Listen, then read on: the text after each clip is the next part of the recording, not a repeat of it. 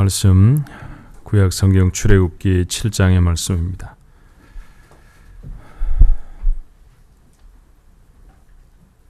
출애굽기 7장 14절 말씀부터 마지막 절 25절까지의 말씀입니다. 여호와께서 모세에게 이르시되 바로의 마음이 완강하여 백성 보내기를 거절하는도다.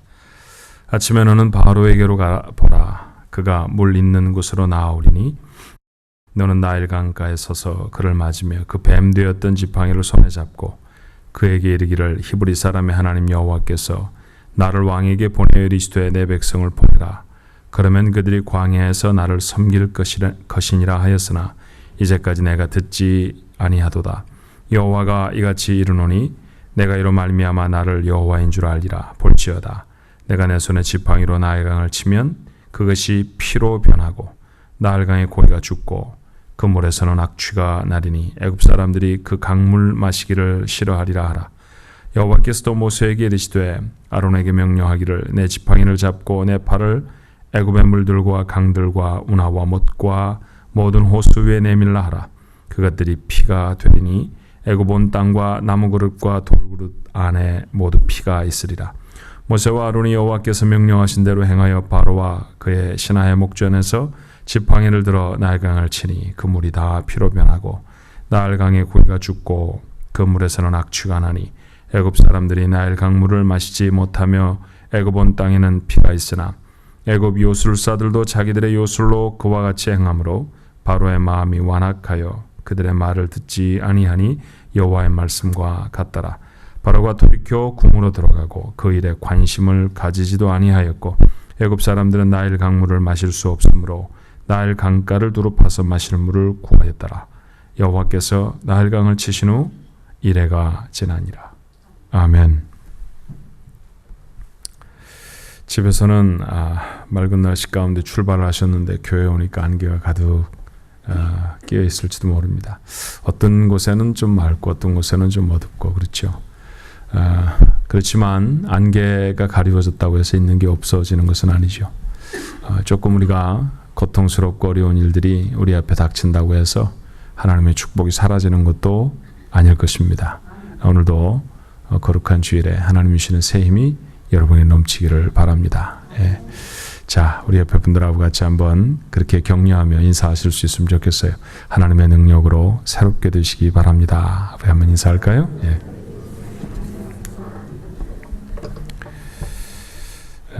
응용을 좀 하셔도 괜찮습니다. 제가 드리는 말씀을 좀 응용을 하셔서 다른 말씀을 하셔도 됩니다. 모세가 바로에게 가서 백성을 달라고 했어요. 근데 바로가 거절하지요. 진리가 만무합니다. 사실은 그게 어떻게 잘 사용하고 있는 노동력인데 갑자기 한 번도 섬겨보지도 않은 하나님 여호와라는 분이 자기 백성, 말도 잘 안 되는 것 같죠? 달라고 하니까 바로가 못 주겠다고 하는 것 당연하죠. 백성들은 더 많이 힘이 들었어요. 일하기 싫어서 잔꾀 부린다라고 생각했고 자꾸 힘들게 하면 하나님 예배한다 그런 소리 안 할 거라고 생각해서 더 많이 힘들게 했습니다. 모세는 이스라엘 백성에게 미운 것이 되어졌고요. 자, 이렇게 하다가 이스라엘 백성이 과연 탈출 것인가, 애굽을 떠날 수 있을 것인가 불확실해 보입니다. 그런데 하나님은 모세에게 다시 말씀하시죠. 바로에게 가서 달라고 해라. 거절했다라고 하면, 만약 거절한다고 하면 큰 재앙을 그들 앞에서 행하여야 할 것이다. 그리고 재앙을 허락해 주십니다. 나일강이 피로 변해버린 것이죠. 나일강이라는 것은 중앙아프리카의 적도 부근에서 발원해서 아마 나일강의 근원은 우간다에 있는 빅토리아 호수인 것 같아요. 그래서 한번 지도를 볼까요? 제가 지도 한 장을 넣었는데 잘 보이실려는지 모르겠습니다. 이집트 거진 대부분이 그려져 있는 곳인데 파랗게 되어 있는 것이 나일강이죠. 맨 아래쪽에 좀 이렇게 더 많이 파랗게 되어 있는 곳이 빅토리아 호수입니다. 그리고 위쪽이 지중해인데 빅토리아 호수에서 발원해서 지중해에 이르는 장장 6,671km, 세계에서 두 번째로 긴 강입니다. 강의 유역은 아프리카 대륙 전체의 10분의 1에 해당한다고 그래요. 아프리카 대륙이 엄청나게 크잖아요. 그죠? 그런데 나일강에 영향을 미치는 곳이 대륙의 10분의 1입니다.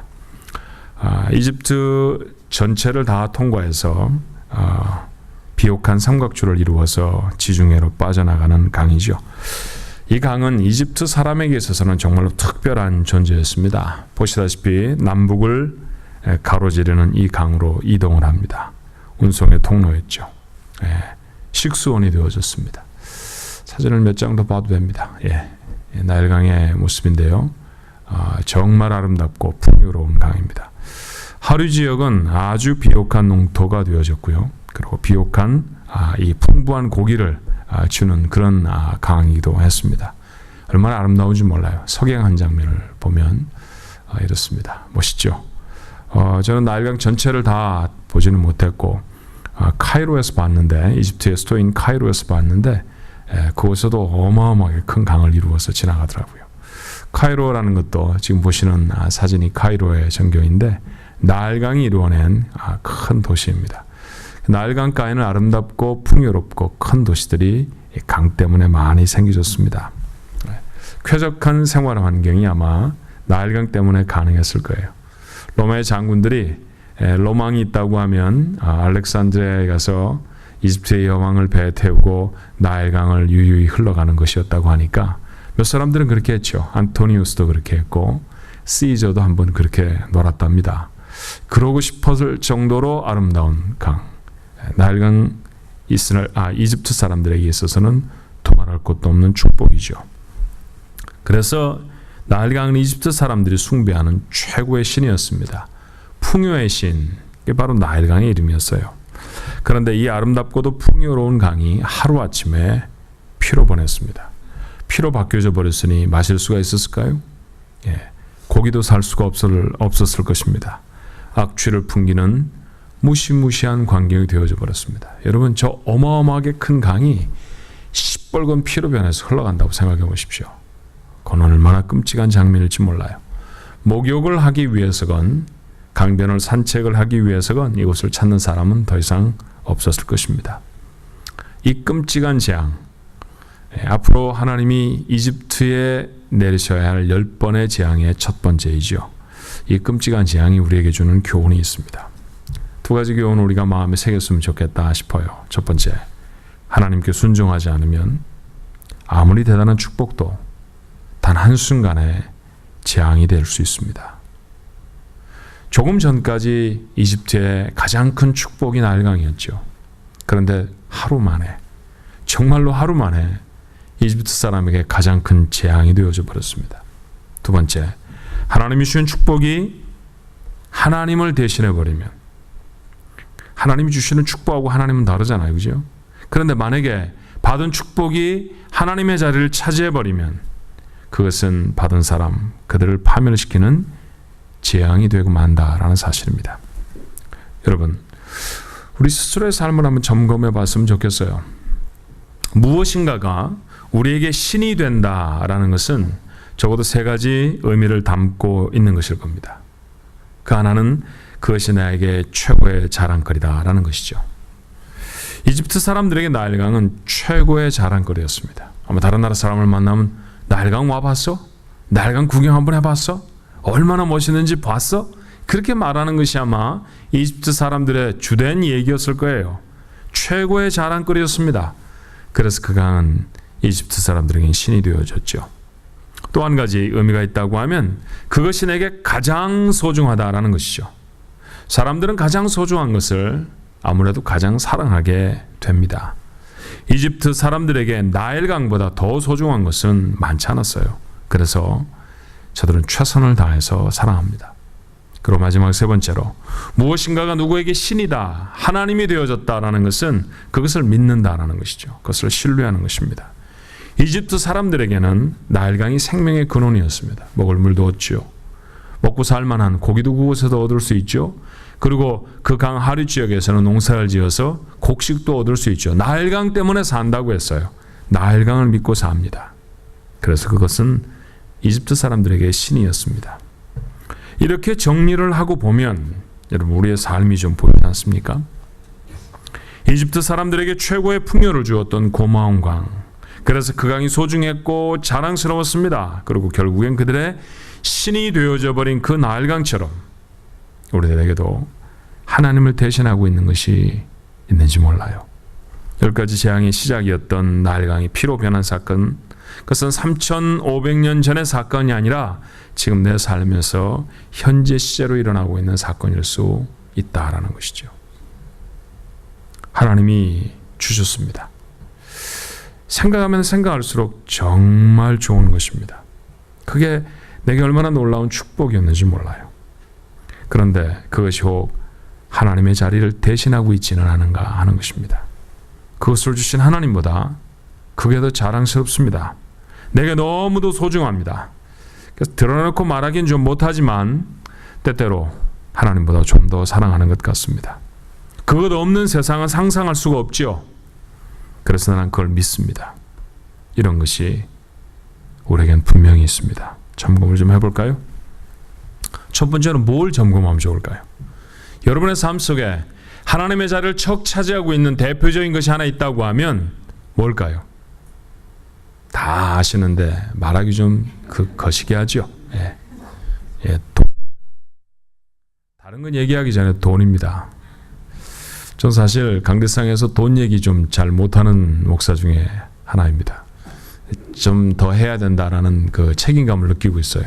신약 성경을 읽어보면 다 통계를 내보면 예수님은 6절마다 한 번씩 돈에 대해서 얘기하셨습니다. 그래서 적어도 6주에 한 번은 돈에 대해 설교를 해야 되는 게 성경적인 설교인데 1년에 한 몇 번도 못하니까 좀 제가 잘못한다 그런 생각이 들죠. 할 수 없이 돈 얘기를 좀 하십시다. 돈이 없이 세상을 살아갈 수 있나요? 우리가 뭐 예수를 믿고 뭐 신앙이 좋고 뭐 여기 나와서 다 예배를 드리니까 뭐 돈 그런 거 없어도 됩니다. 거짓말입니다, 그거. 그런 얘기 가능한 얘기 아니죠. 우리가 그런 있지도 않은 되지도 않는 얘기 하자고 이 자리에 모여 있는 것 아닙니다. 세상에 돈 없이 살아가기가 힘듭니다. 하나님 모르실까요? 하나님도 아십니다. 그래서 하나님이 우리에게 돈을 주셨죠. 우리에게 필요하지 않은 거라고 하면 주시지 않았을 것입니다. 이렇게 넉넉하게 주실 이유가 없었을 거예요. 하나님이 삶에 필요한 돈 얻으라고 일도 주셨고요. 그 일 감당하도록 건강도 능력도 주셨다고 믿습니다. 그래서 우리 참 잘 삽니다. 그렇죠? 어렵다 말을 많이 해요. 그래도 말입니다. 그래도 우리는 참 넉넉하게 삽니다. 자동차 타고 오셨죠? 그렇죠? 어제 저녁에 TV 보시지 않았습니까? 우리는 자동차도 TV도 있습니다. 집에 한 대밖에 없는 집들 거의 없습니다. 자동차도 여러 대, 텔레비전은 잘 모릅니다. 몇 대가 있는지 집에. 그렇게 많이 갖고 있습니다. 여러분 이게 당연한 건가요? 저 나이 그렇게 많이 먹은 사람 아닙니다. 그렇지만 저 어렸을 적에 충분히 기억할 수 있을 만큼 철들었던 그 어린 시절, 지금으로부터 따지면 얼마 되지도 않았던 시절에 동네 텔레비전 하나밖에 없었던 시절이 있었습니다. 어딘가를 가려고 하면 두세 정거장쯤은 버스비 아까워서 걸어갔던 저만 그랬던 건 아니죠. 저만 째지게 가난한 집 아들 아니었습니다. 여러분 다 그렇게 살았어요. 그렇죠? 올림픽 경기라도 보려고 볼라치면 동네 한 대밖에 없는 텔레비전 10원씩 내고 가서 보지 않았습니까? 꼭 발 씻고 와라. 텔레비전 가지고 있는 집 주인 아주머니가 우리 모두에게 했던 공지사항이었습니다. 10원을 들고 가도 발을 안 씻어서 쫓겨났던 친구도 있어요. 그런데 다 가지고 있잖아요. 전에 가능하지 않았던 것들이 지금 우리 삶에 너무 넉넉하게 있습니다. 여러분 우리가 사용하고 있는 돈에 늘 목마르다고 하지만 우리가 사용하는 돈들이 얼마나 크고 얼마나 많은 것인지 외국에 몇 번쯤 나가보면 단박에 압니다. 그렇죠?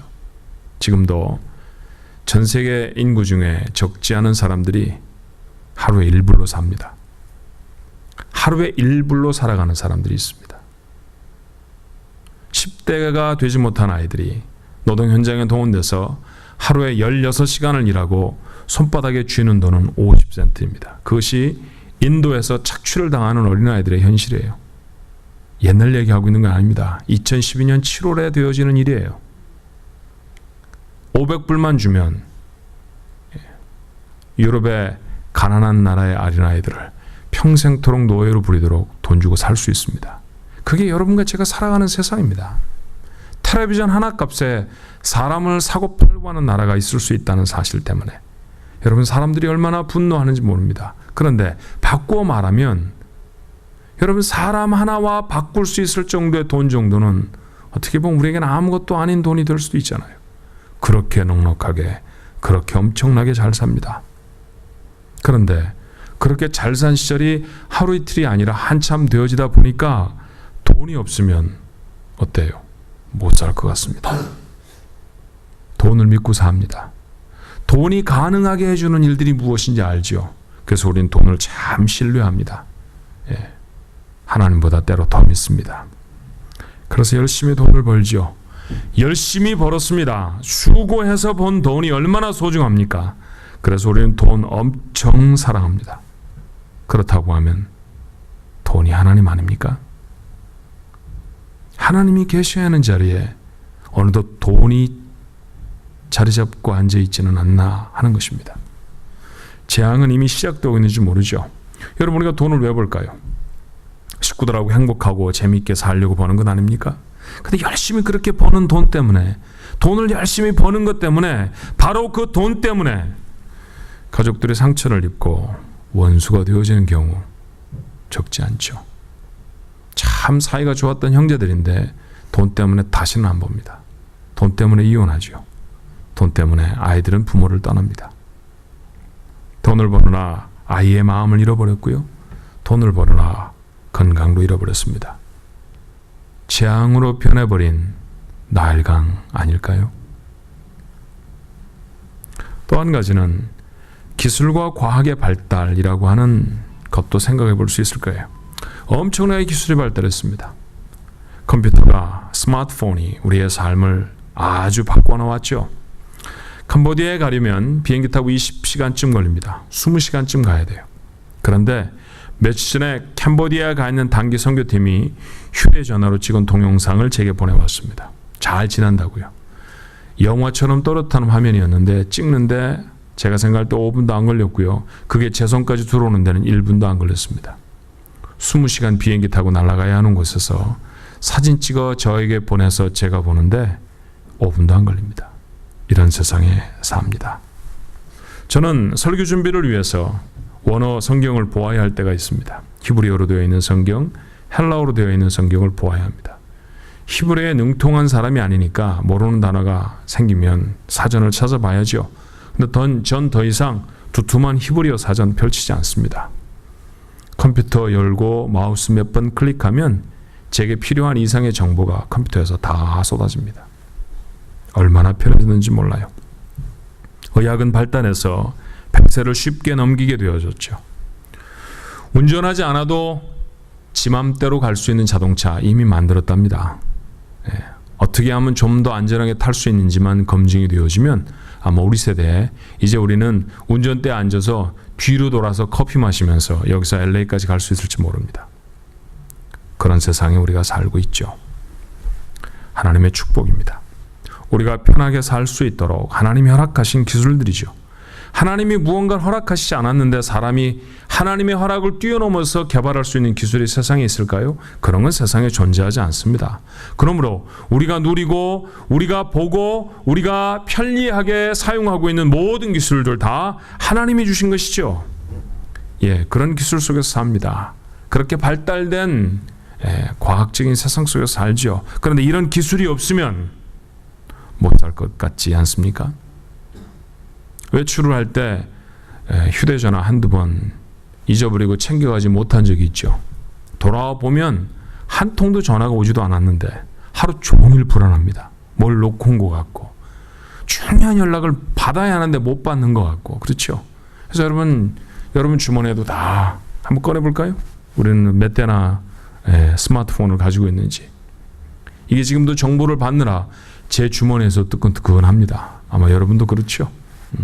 예배를 마치기가 무섭게 어떻게 예배 시간에는 참으신지 모르겠어요. 전부 다 스마트폰을 꺼내들고 일주일 만에 만난 집사를 코앞에 두고도 나는 이메일을 체크합니다. 여러분 대부분의 모습이더라고요. 요즘 체크해보면 대단한 이메일들 들어와 있나요? 딜리트해서 버려야 하는 휴지통에 넣어버려야 하는 메일이 대부분이죠. 그런데도 우리는 그 정보와 그 기술에서 헤어나오지를 못합니다. 하루 종일 인터넷을 뒤지고요. 아이들은 컴퓨터 게임에서 빠져서 헤어나오지를 못합니다. 정말로 잔인한 게임이에요. 그런데 그런 잔인한 게임에 사로잡힌 아이들이 현실하고 가상의 세계를 구분하지를 못하죠. 마치 컴퓨터 게임을 하듯이 그 컴퓨터를 그 아이의 손에 들려진 부모를 살해하고도 뭘 잘못했는지 모릅니다. 고등학교 2학년짜리가 자기 엄마를 무참히 살해하고 처음 했던 것은 피자를 시켜 먹는 일이었어요. 경찰서에 잡혀가 있는 아이를 아버지가 면허를 했습니다. 어쩌다 그런 일을 했느냐고 그 아이를 붙들고 울고 있는데 아이가 눈만 껌뻑껌뻑 하더니 아빠한테 하는 말이 이랬습니다. 아빠, 배가 고파요. 괴물이 되어지고 있죠. 세상의 사람들이 기술을 사용하면서 더 낫고 더 좋은 삶을 살아가는 것이 아니라 점점 더 괴물이 되어가고 있습니다. 재앙이 시작된 것이죠. 여러분, 이런 거 말고도 보다 개인적인 하나님들도 여러분에게 있을지 몰라요. 어떤 사람에게는 자신의 경험과 지식이 하나님에 되어 있죠. 어떤 사람에게는 용모가, 어떤 사람에게는 자기의 자식이 하나님의 자리를 대신하고 있습니다. 압살롬이라고 하는 사람은 머리카락이 아름다운 청년이었죠. 얼마나 머리카락이 아름다웠는지 그 청년의 머리카락을 자르는 날은 나라의 축제일이었습니다. 다윗은 그런 압살롬이 너무 자랑스러웠죠. 근데 여러분, 그 아들의 반역으로 다윗은 맨발로 도망칩니다. 그리고 그 아이에게 가장 자랑스러웠던 머리카락이 나무에 걸려서 그는 비참하게 죽습니다. 자랑하였던 것들 때문에, 자신의 삶에 소중하다고 생각했던 것들 때문에 인생에 찾아오는 재앙을 만났던 사람들이 이 사람들 뿐일까요? 기억할 수 있어야 합니다. 하나님을 막아서는 어떤 것도 절대로 우리에게 복이 될 수 없습니다. 참 괜찮은 것 같은데 그것이 하나님을 막아서고 있으면, 하나님을 가리는 것이면 절대로 좋은 것이 아니라는 것, 여러분 이거 잊지 말아야 합니다. 이 시대의 가장 탁월한 스토리텔러로 나는 맥스 루케이도라고 하는 사람을 꼽습니다. 책도 잘 쓰지만 목회도 잘하는 사람이죠. 그는 이런 우화 하나를 우리에게 전해줘요. 그가 소개하는 이야기의 주인공이 자기 이름 맥스입니다. 맥스는 미술관 안내인으로 미술관에 취직을 했어요. 미술관에서 안내인이 하는 일이 뭡니까? 관람자들에게 그림을 간단하게 설명하는 것이죠. 작품을 잘 감상하도록, 여기 갔다 저기 갔다 하면 못 보는 것도 있으니까 어디에서 출발해서 어떤 통로로 지나가야 그곳에 전시되어져 있는 모든 그림을 다 볼 수 있는지 잘 관람객들을 데리고 다니는 그런 역할을 하는 사람이 이 미술관 안내인입니다. 처음 맡은 잡이니까 얼마나 열심히 준비를 했는지 몰라요. 그림 옆에 겸손하게 서서 그림을 설명합니다. 그림을 설명할 때는 간단하고 명확한 게 참 좋죠. 장황하게 얘기해봐야 알아듣는 사람도 없고요. 그림 구경하러 온 사람이 산만해지기만 하잖아요. 처음에 맥스가 참 잘했습니다. 설명이 끝나면 어떤 사람은 질문을 하기도 했고요. 가끔은 너무 설명을 잘해서 박수를 받기도 했습니다. 사람이 누가 박수 쳐주면 좀 우쭐하잖아요. 그죠? 네. 기분이 막 좋아지지 않습니까? 여러분도 그렇죠? 맥스가 박수를 받았더니 기분이 좋아졌습니다. 점점 더 연구를 많이 했고 점점 더 말이 많아졌습니다. 그림에 대해서 더 많이 설명하게 되어졌죠. 전에는 그림 한 켠 귀퉁이에 서서 설명을 했었는데 이제는 점점 더 가운데로 나와서 그림을 턱 막아서고 설명하게 되었습니다. 설명은 잘하는데 너무 기니까 구경하러 온 사람들이 자꾸 짜증을 냈습니다. 인상을 찌푸렸고요.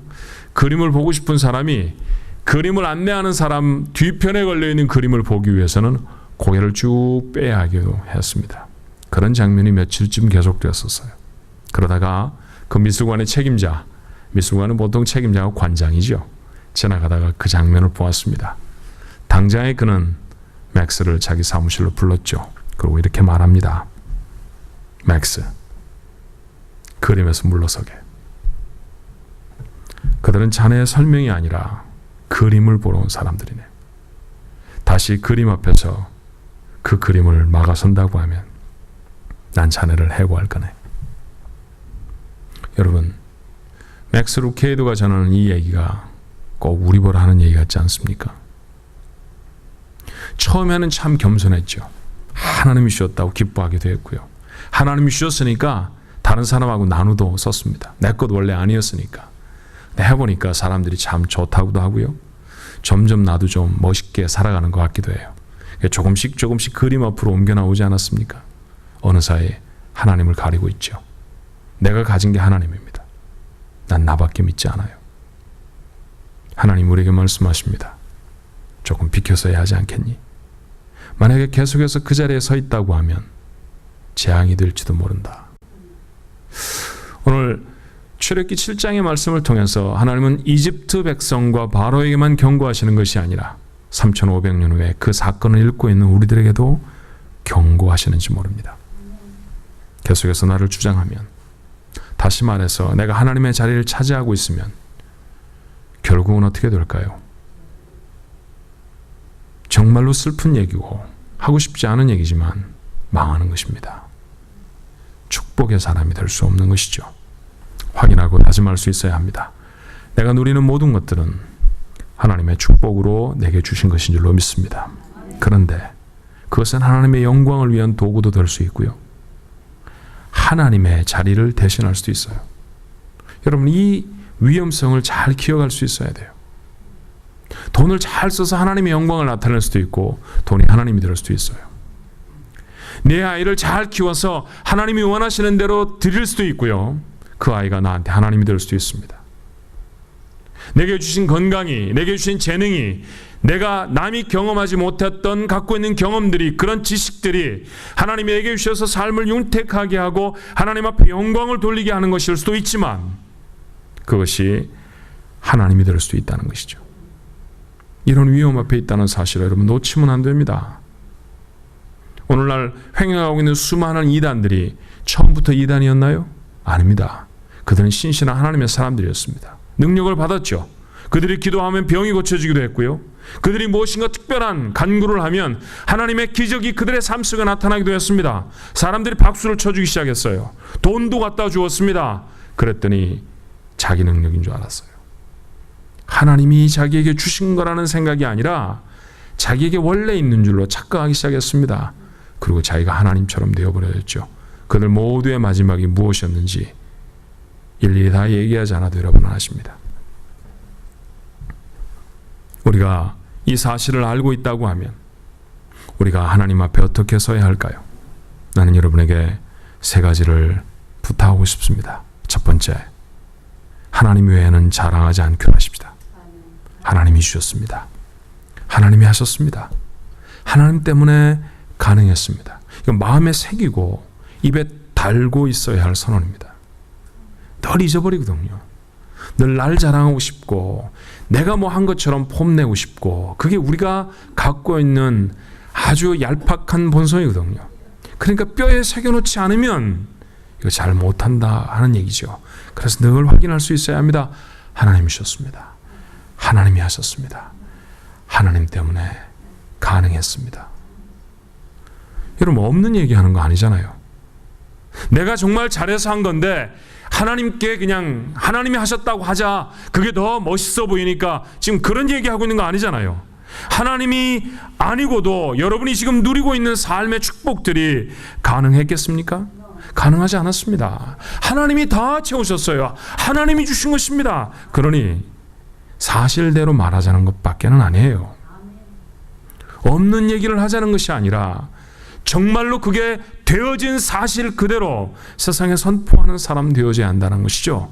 하나님밖에는 자랑하지 않아야 합니다. 두 번째, 존재하는 모든 것, 내가 소유하고 내가 누리는 모든 것의 배후에 하나님이 계신다는 사실을 확인하십시오. 모든 것이 하나님으로 인해 가능했다고 하면 그 하나님 사랑하는 건 마땅하지 않습니까? 여러분, 우리는 때때로 우리 아이를 먹이고 우리 아이를 입힙니다. 우리에게 좋은 음식을 주고요, 우리 아이에게 좋은 옷을 입히려고 노력을 하죠. 그렇게 부모의 사랑을 받고 자란 아이가 그것을 가능하게 해준 부모보다 입고 있는 옷이나 음식을 더 중요하게 여긴다고 하면 여러분의 마음은 어떻습니까? 여러분은 어떨 것 같으십니까? 엄마가 좋은 밥을 주는 사람이라고 취급되어진다고 하면, 아빠가 나에게 학비를 공급해 주는 사람 그 외에 아무것도 아니라고 하면 여러분은 어떨 것 같으세요? 하나님이 우리에게 공급하셨죠. 하나님이 우리에게 채우셨습니다. 그런데 채워주시는 것만 소중하고 채우고 계신 하나님은 아무것도 아니라고 하면 하나님은 어떠실 것 같습니까? 여러분의 삶 속에 담고 있는 축복이나 여러분이 삶에서 누리고 있는 혜택들이 정말로 가치를 발할 수 있을까요? 그럴 수 없습니다. 하나님 때문에 가능한 삶이라는 고백은 하나님을 가장 소중하게 여기고 하나님을 가장 깊이 사랑하는 것으로 실천이 되어져야 진짜 고백이 되는 줄로 믿습니다. 진짜 고백을 하는 그런 사람들이 되어져야죠. 마지막 세 번째로, 세상에 믿을 수 있는 존재는 하나도 없습니다. 하나님밖에는 믿을 수 없습니다. 어제 풍성한 고기를 잡게 해주던 나일강이 오늘은 악취를 토해내는 죽음의 강이 될 수 있습니다. 살면서 비슷한 경험을 얼마나 많이 해봤는지 몰라요. 어제 잘 되던 사업이 오늘 잘 안 되곤 하잖아요. 오늘 나에게 축복이 되어지는 일들이 내일도 축복일 수 있다는 보장이 여러분에게 정말로 있습니까? 전에 나에게 참 괜찮았던 사람이 오늘 나에게 등 돌리고 나를 배신하는 경험들 여러분 해보시지 않았습니까? 그렇다고 하면 오늘 내 편인 사람이 내일 내 편이 아닐 수도 있다는 것이죠. 그런 경험 우리는 수도 없이 하면서 합니다. 세상의 모든 것들이 다 변합니다. 믿을 수 있는 건 아무것도 없어요. 무엇밖에는? 하나님밖에 없습니다. 하나님만 믿는 것이죠. 나일강을 믿고 살았던 사람들은 나일강 때문에 못 살게 되어졌습니다. 그러나 하나님을 믿고 사는 사람들은 변하지 아니하는 하나님 때문에 계속해서 살아갈 수 있을 줄로 믿습니다. 나일강이 피로 변해버렸죠. 먹을 물을 찾을 수 없었던 이집트 사람들이 했던 일은 무엇이었습니까? 출애굽기 7장 24절 말씀해 보니 애굽 사람들은 하숫물을 마실 수 없으므로 하숫가루를 두루 파서 마실 물을 구하였더라. 이거 제대로 된 방법 아니잖아요. 강이 피로 변해서 먹을 수가 없다고 하면 자기들의 그릇마다 놓여져 있는 남겨져 있는 물들이 모두 다 피로 변했다고 하면 또 다른 곳에서 흙을 파서 강을 찾는 일이 아니라 하나님을 찾는 일이 되어져야 하지 않습니까? 얼마나 많은 경우에 사업이 잘 되어지지 않으면 또 다른 사업을 구상하는지 몰라요. 얼마나 많은 경우에 누군가가 떠나버리면 그 사람의 마음을 돌리기 위해 수단과 방법을 가리지 아니하고 동원하는지 모릅니다. 그게 아니라고 성경이 말하잖아요. 만약 우리의 삶 속에 불가피하게 정말로 잘못되어진 일이지만 재앙이 시작되고 있다고 하면 하나님께로 돌아가야 할 줄로 믿습니다. 하나님께로 돌아가는 것이죠. 그곳에서 할 길이 있는 것이죠. 안타깝게도 우리는 이미 크고 작은 재앙을 경험할 수도 있습니다.